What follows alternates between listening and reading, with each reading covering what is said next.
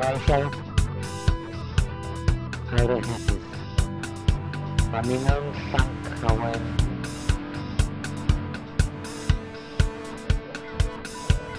Mae hi. Sa.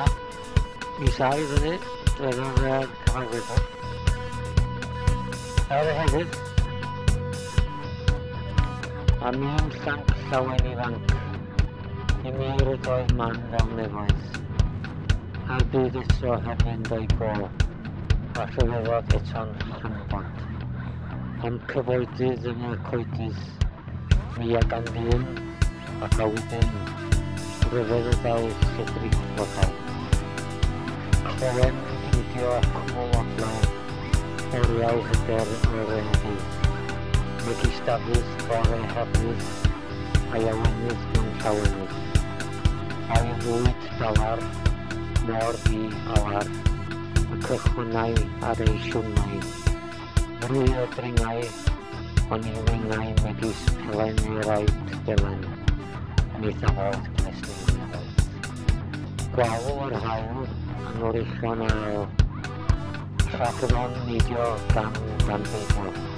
Yn ta'n gwyngo ac yn dringo, ysgol aml llys gofini, ysgwanderau ehangerau.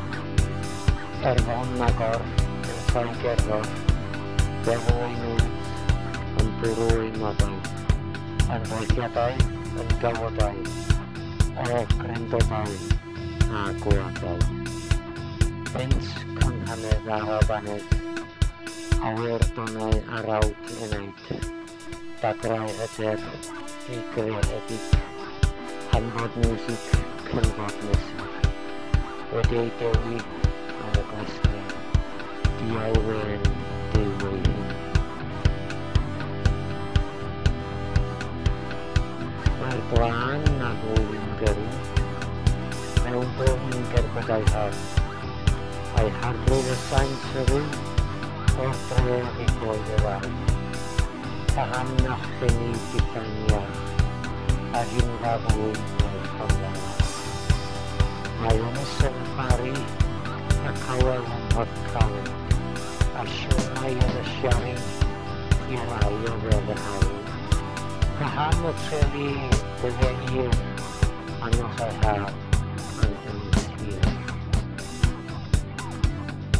Ysgol heria, ysgatw!